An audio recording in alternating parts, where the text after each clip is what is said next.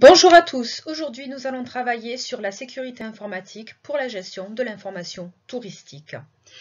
Tout d'abord, on va s'interroger sur ce qu'est un risque ou un danger. Il est à rappeler que les professionnels du tourisme doivent prévenir les risques et informer leurs clients des dangers potentiels. Mais avant de devoir faire ceci, il faut donc savoir distinguer un risque d'un danger. Et pour cela, je vous conseille d'aller sur le site de l'INRS. Il incombe donc aux professionnels comme à l'État de prévenir les risques et d'informer les clients des dangers. Il faut cependant bien distinguer le risque du danger. En effet, le risque est avant tout une propriété intrinsèque des produits et équipements qui pouvant entraîner un dommage. Et c'est vraiment l'idée de dommage qui est à retenir. Alors que le risque, lui, c'est une simple exposition à un danger. Cette exposition à un danger ne va pas forcément conduire à un dommage.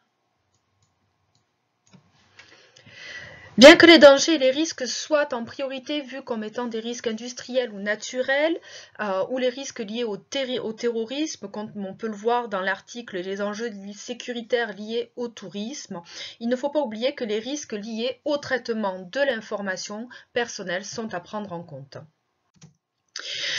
Donc, pour rappeler, un danger, c'est quelque chose dont les propriétés intrinsèques vont entraîner un dommage, et un risque, c'est une... Lorsque l'on est sur Internet, eh bien, il faut prendre en compte plusieurs choses. Le big data, les vols de données et la capacité à surfer en sécurité. Pour faire simple, lorsque nous sommes sur le web ou lorsque nous traitons des données personnelles, nous ou nos clients ne sommes pas en danger. Cependant, de mauvaises pratiques peuvent mettre le professionnel, ses collaborateurs, ses partenaires et surtout ses clients en danger. L'objet de ce cours est donc de revoir les pratiques saines et sécurisées pour récolter et gérer des données.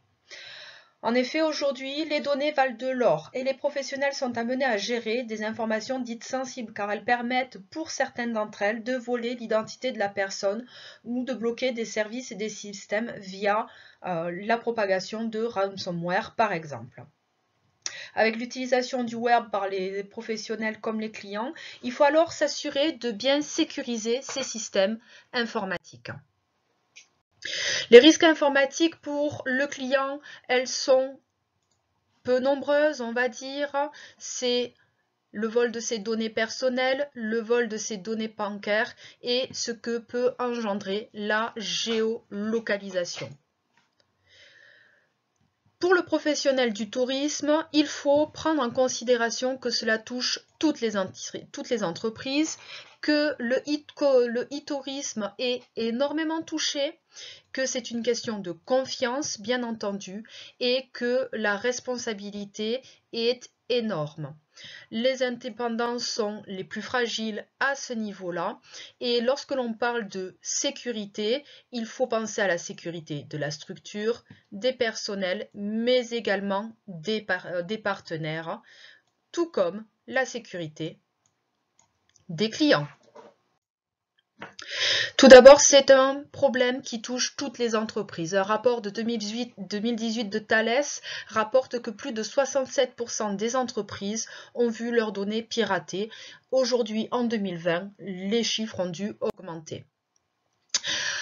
Dans un article de Management et Avenir, Kamal Galouge et Éric Leroux rappellent que le secteur du tourisme a connu des bouleversements importants depuis les années 90. Il est en effet devenu un des principaux utilisateurs de TIC et l'on peut dire que les TIC jouent aujourd'hui un rôle central dans ce secteur. Cet article date de 2011. Aujourd'hui, en 2020, plus que jamais, nous sommes à l'ère des TIC pour le tourisme. Bien que ce secteur soit principalement vu comme un simple utilisateur dans la majorité des cas, et je vous invite à aller voir la taxonomie qui est rappelée dans l'article cité ci-dessous, il n'en demeure pas moins des sources de failles. Nous allons voir en premier lieu comment faire pour sécuriser ces utilisations des outils informatiques lorsqu'on est simple utilisateur.